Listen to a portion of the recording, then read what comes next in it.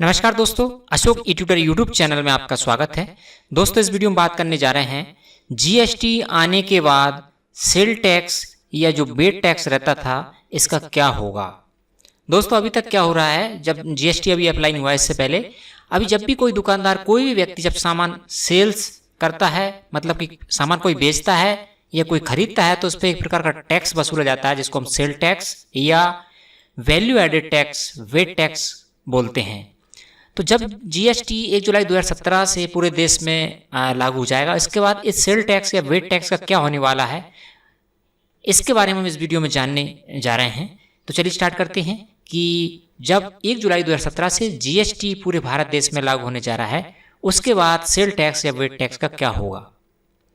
दोस्तों, सबसे पहले हम जान लेते हैं जीएसटी जो आने के बाद सेल टैक्स का क्या हो, इसके अंदर कि सेल टैक्स क्या होता है, दूसरा सेल टैक्स कब लगता है, और तीसरा जीएसटी आने के बाद सेल टैक्स या वेट टैक्स का क्या होगा। इन तीनों पॉइंट्स के बारे में इस वीडियो में हम डिस्कशन करने जा रहे हैं। ठीक है, तो सबसे पहले हम जान लेते हैं कि सेल टैक्स पहली बात तो होता क्या है। ठीक है, इसके बाद हम सेल टैक्स कब लगता है और फिर हम जीएसटी आने के बाद सेल टैक्स क्या होगा, ये सारे पॉइंट इसमें डिस्कस करेंगे। तो चलिए स्टार्ट करते सबसे पहले सेल टैक्स के बारे में। ठीक है, तो बात करते हैं कि सेल टैक्स या वेट क्या होता है। दोस्तों, जब हमारी गवर्नमेंट या सरकार किसी भी गुड्स या सामान की जब हम बाइंग सेलिंग करते हैं तो उस पर कुछ टैक्स वसूलती है।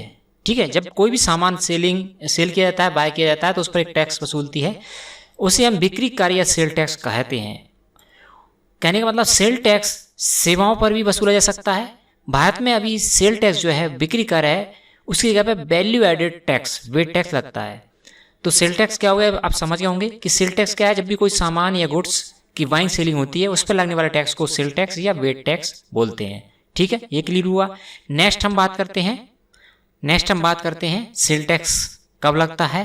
तो दोस्तों, सेल टैक्स आमतौर पर पूरे देश में किसी भी वस्तु या सेवा पर लगता है और इसके लिए केंद्रीय सरकार या राज्य सरकार, सेंट्रल गवर्नमेंट, स्टेट गवर्नमेंट दोनों ही ऑर्डर जारी करते हैं कि उनको कितना टैक्स लगेगा।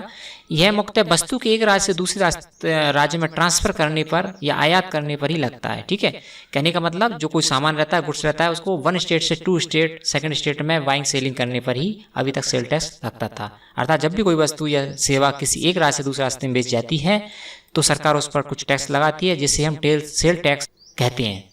तो आप समझो सेल टैक्स कब लगता है, जब कोई भी सामान, वस्तु या प्रोडक्ट अब एक स्टेट से दूसरे स्टेट में बेचने लिए जाता है या खरीदा जाता है, तब उस पर एक प्रकार का सेल टैक्स लगता है, जिसको हम अभी बोलते हैं VAT tax, value added tax.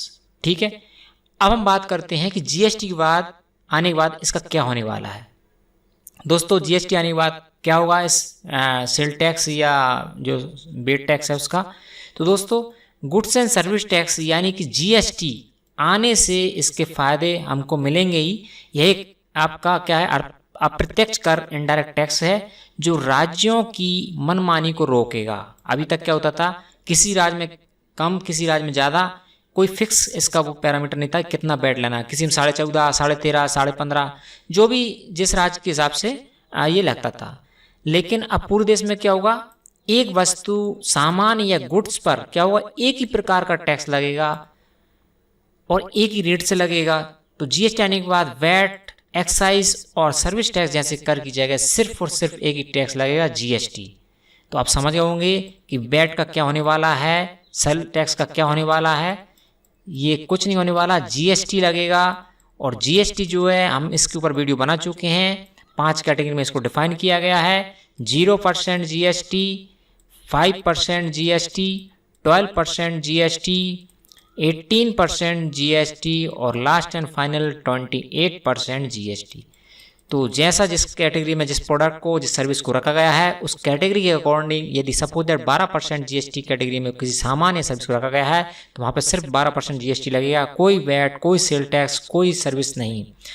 दूसरा, यदि 18% कैटेगरी में उस सामान को रखा है तो 18% ही जीएसटी लगेगा।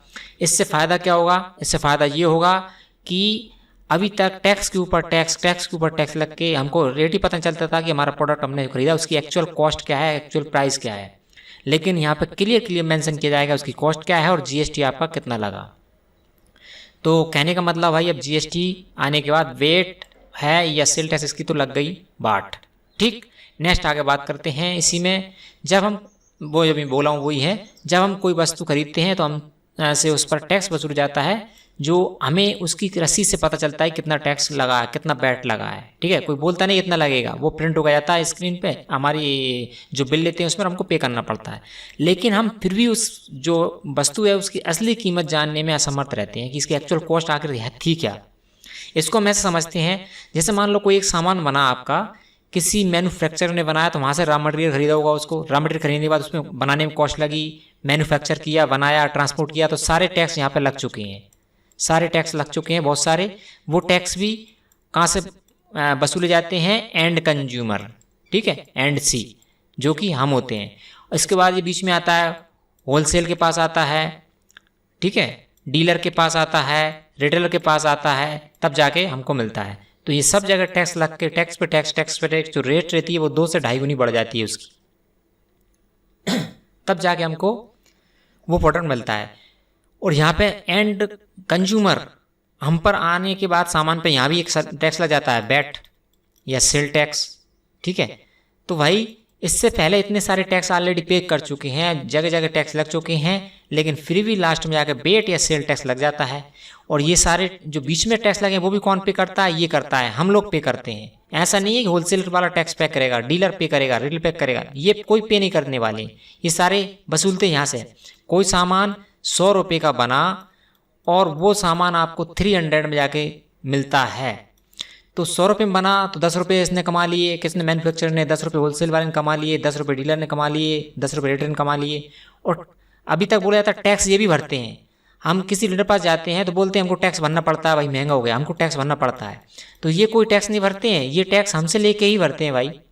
बेवकूफ़ बनाया जा रहा है अभी तक हमको, बेवकूफ़ बना के हमसे क्या हो, टैक्स लेते हैं और देते हैं गवर्नमेंट को, और गवर्नमेंट कभी जाता नहीं जाता। लेकिन जीएसटी के बाद यदि सपोज दैट कोई प्रोडक्ट हमारा 12% की कैटेगरी में है या 18% कैटेगरी में है, तो हमसे सिर्फ 18% लगेगा और वो टैक्स सीधा जाएगा गवर्नमेंट को, जिससे देश की उन्नति में भी हेल्प होगी और हमको पता रहेगा कि हमने कितना टैक्स पे किया अभी।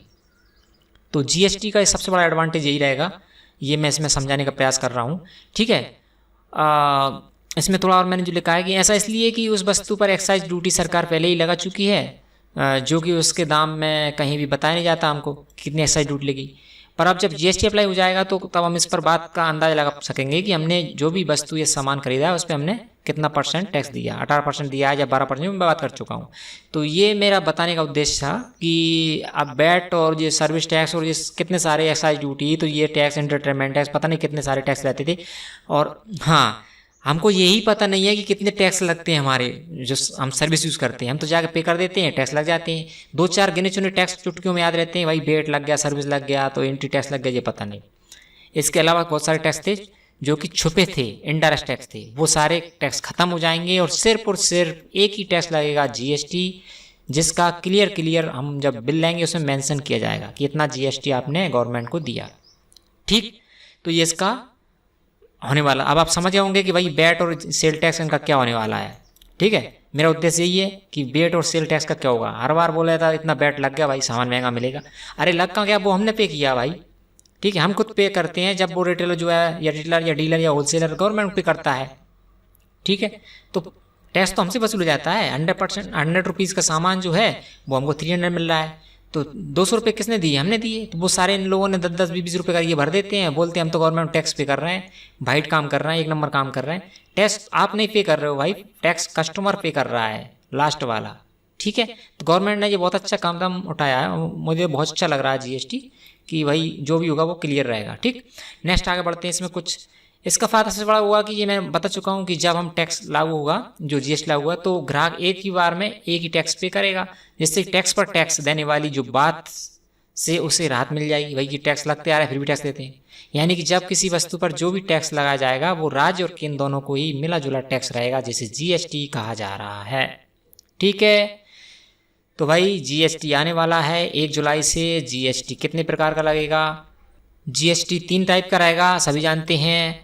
एसजीएसटी स्टेट गवर्नमेंट का जो टैक्स रहेगा, एक रहेगा सीजीएसटी सेंट्रल गवर्नमेंट का टैक्स रहेगा, और थर्ड रहेगा आईजीएसटी इंटर स्टेट जो कि 2 राज्यों के बीच में टैक्स लगेगा। इन तीनों टैक्स के अलावा और कोई चौथा टैक्स नहीं है, जो कि समझने में भी आसान रहेंगे, कन्फ्यूजन नहीं रहेगा, सारा क्लियर रहेगा।